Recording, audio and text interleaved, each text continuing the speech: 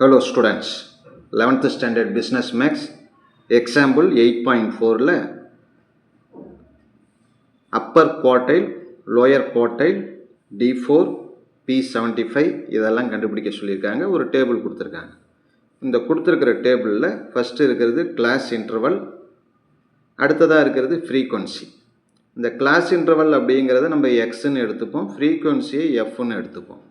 இந்த x F அப்படிங்கிறது இங்கே பேரலாக இருக்கு இல்லையா, அதை வர்டிகலாக முதல்ல எழுதிப்போம்.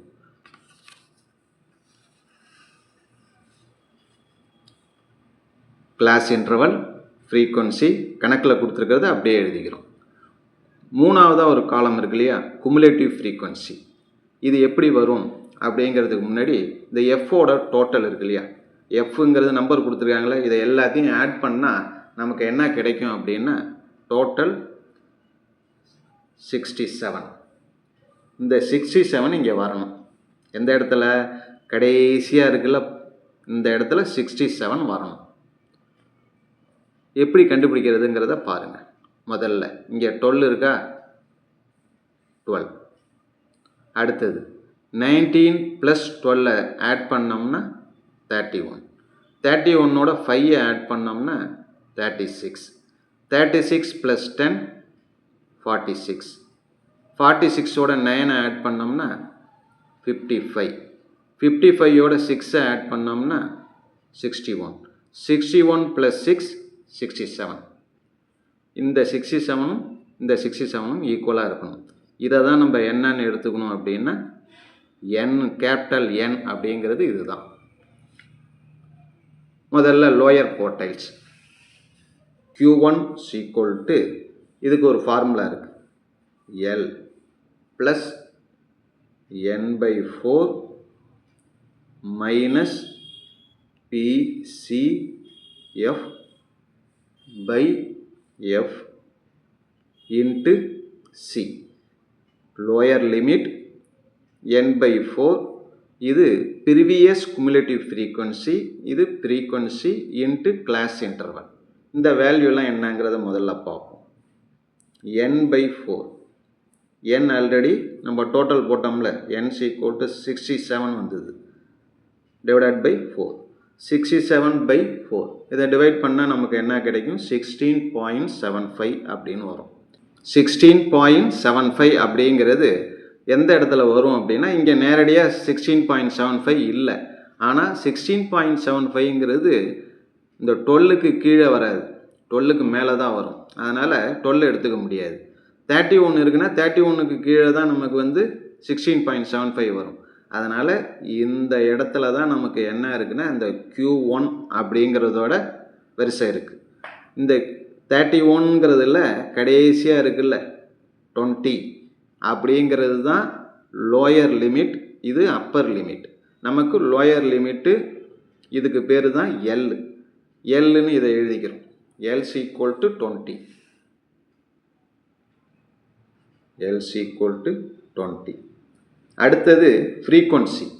ஃப்ரீக்வன்சி F அப்படிங்கிறது, இதில் ஃப்ரீக்வன்சி என்ன வந்திருக்கு, 19. அதை எடுத்து எழுதிக்கிறோம்.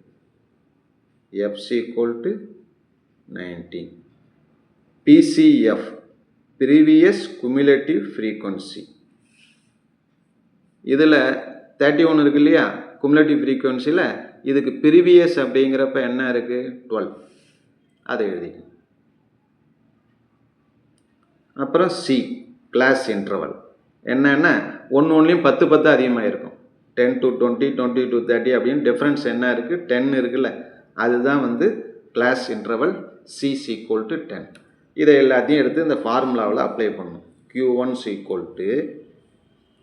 L அப்படிங்கிறதுக்கு பதிலாக 20 + n/4க்கு பதிலாக 16.75 மைனஸ் டிவைடட் பை Fக்கு பதிலாக 19 into 10 = 20 + 16.75 minus 12. இதை சப் பண்ணால் நமக்கு கிடைக்கிறது 4.75 divided by 19 into 10. 20 + 4.75 by 19 divided பண்ணி இன்ட்டு 10ஆல் மல்டிப்ளை பண்ணால் நமக்கு கிடைக்கிற வேல்யூ 2.5ன்னு வரும். அந்த 2.5ங்கிறத ஆட் பண்ணிக்கிறோம். 20 + 2.5 22.5 அப்படிங்கிறது தான் Q1 லோயர் குவார்டைல், இதனுடைய வேல்யூ. First over. அடுத்தது அப்பர் குவார்டைல். அப்பர் குவார்டைல் அப்படிங்கிறத நம்ம சிம்பிள் என்ன சொல்லுவோம் அப்படின்னா Q3ன்னு சொல்லுவோம். Q3 = அப்பர் குவார்டைல் அப்படின்னா Q3. சேம் ஃபார்முலா தான் வரும். L + n/4 minus PCF by frequency F into C. இங்கே 3 இருக்கிறதுனால இந்த எண்ணுக்கு 3n போட்டுக்கணும். முதல்ல நமக்கு இந்த சம்மில் Q1ங்கிறதுனால 1 இந்த இடத்துல மல்டிப்ளை பண்ணால் திருப்பி அதே தான் வரப்போகுது. அதனால் 1ஆல் நம்ம மல்டிப்ளை பண்ணல. ஆனால் இந்த இடத்துல 3ஆல் மல்டிப்ளை பண்ணிக்கிறோம். முதல்ல 3n/4 கண்டுபிடிப்போம். 3n/4 3n/4 = 3n/4 3n/4ங்கிறது ஆல்ரெடி கண்டுபிடிச்சிருக்கோம்ல, நமக்கு இருக்குது. n/4 எவ்வளவு? 16. n/4ங்கிறது 16.75 = 3 × 16.75. இதை மல்டிப்ளை பண்ணோம்னா நமக்கு கிடைக்கிற ஆன்சர் என்னென்னா 50.25. இந்த 50.25 அப்படிங்கிறது குமுலேட்டிவ் ஃப்ரீக்வன்சியில் எங்கே வருதுன்னு பாருங்கள். 50.25 50.25ங்கிறது 46க்கு முன்னாடி வராது. எதுக்கு முன்னாடி வரும்னா இந்த 55க்கு முன்னாடி தான் அந்த 50.25 வரும். அதனால் இந்த 55 அப்படின்னு இருக்கு இல்லையா, இதுதான் அந்த Q3யோட பிளேஸ். எப்படி Q1ஓட பிளேஸ் இதுன்னு கண்டுபிடிச்சோமோ அதுமாரி Q3 பிளேஸ் இந்த இடம் 55. இந்த 55 இருக்கிறதுல அந்த ரோலை பார்த்தோம்னா கடைசியாக இருக்கிற 50 இருக்கு இல்லையா, அதுதான் நமக்கு தேவையான lower limit L. L = 50. Frequency F இதில் ஃப்ரீக்வன்சி என்ன இருக்குது? 9. அதே நேரத்தில் ப்ரீவியஸ் குமுலேட்டிவ் ஃப்ரீக்வன்சி இதுக்கு முன்னாடி இருக்கிறது. குமுலேட்டிவ் ஃப்ரீக்வன்சியில் இதுக்கு ப்ரீவியஸாக என்ன இருக்குன்னா 46 இருக்குது. அதை எழுதியாச்சு. இப்போ ஃபார்முலாவில் அப்ளை பண்ண வேண்டியதான். Q3 = Lக்கு பதிலாக 50 + 3n/4 50.25 minus previous cumulative frequency 46 divided by F frequency 9 into C எப்பயுமே 10 தான். 50.25 minus 46 divided by 9 into 10. இதனுடைய வேல்யூ 4.72. 50 + 4.72 என்ன வரும் அப்படின்னா 54.72. இதுதான் அப்பர் குவார்டைல். செகண்ட் கொஸ்டினுக்கான ஆன்சர் முடிஞ்சது. நெக்ஸ்ட்டு D4 கண்டுபிடிக்க போகிறோம். D4 = D4க்கு ஃபார்முலா என்னென்னா L + n/, டிசைல்ஸ் அப்படிங்கிறப்ப டிவைடட் பை என்ன வரும்? 10. 4 இருக்கிறதுனால 4ஆல் மல்டிப்ளை பண்ணிக்கிறோம்.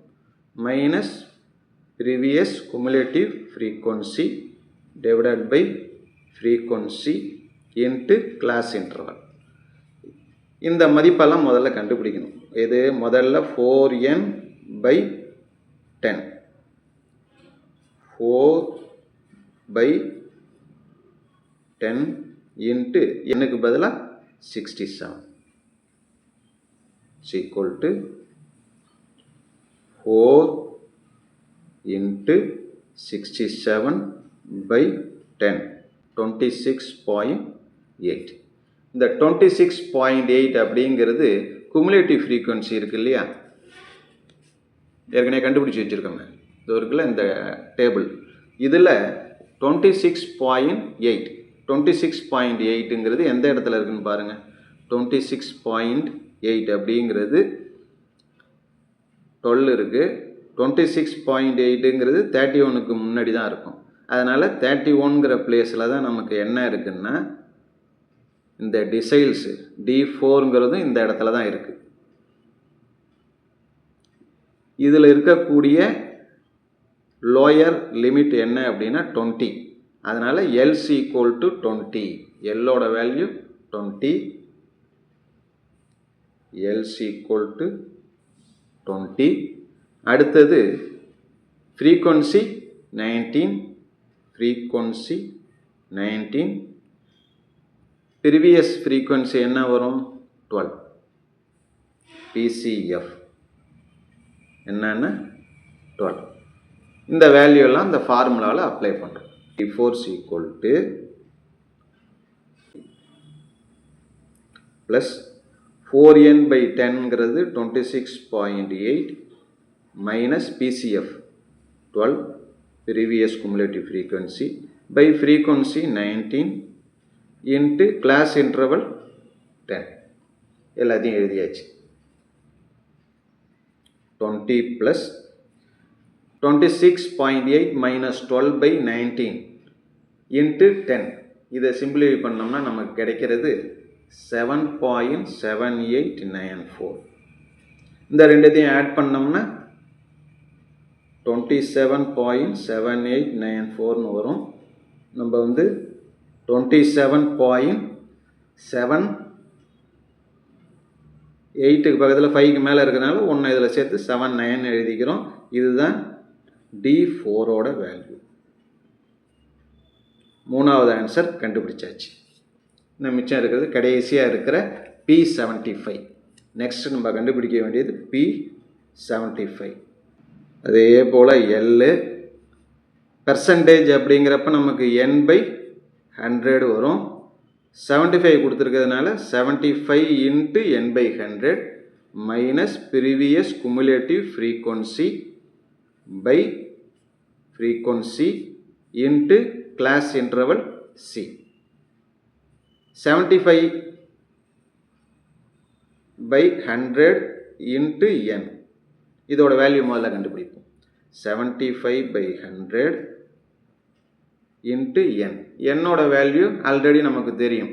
என்ன 67 கண்டுபிடிச்சிருக்கோம்ல டேபிளில். ஈக்குவல் டு இதை சிம்பிளிஃபை பண்ணோம்னா 50.25 கிடைக்கும். எது 75n/100ங்கிறது 50.25. இப்போ டேபிளுக்கு போகும்.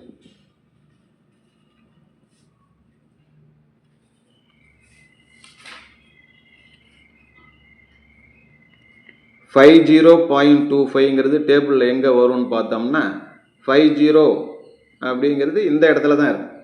எங்கே 55 இருக்கு இல்லையா, 55க்கு உள்ளார தான் இந்த 50.25 இருக்கும். அதனால் இதுதான் நமக்கு எந்த பிளேஸ் அப்படின்னா 75. P75க்கான பிளேஸ் இதே தான்.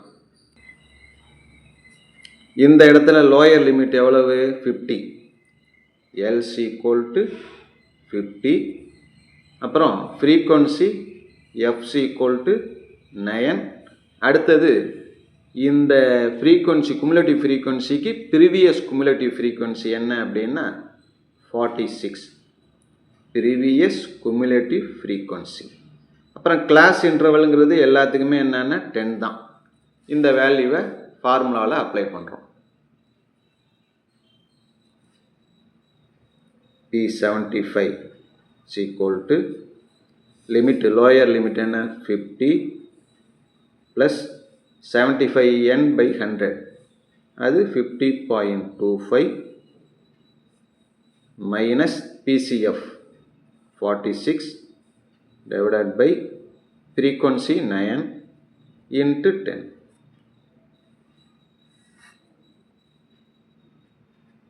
50 plus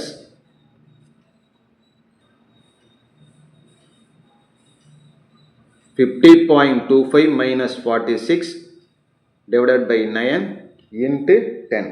இவ்வளவையும் சிம்பிளிஃபை பண்ணோம்னா நமக்கு கிடைக்கிறது 4.72. ரெண்டுத்தையும் ஆட் பண்ணோம்னா 54.72 அப்படிங்கிறது P75யோட வேல்யூ. சம்மில் கேட்டிருக்கிற கடைசி கொஸ்டினுக்கான ஆன்சர் இதுதான்.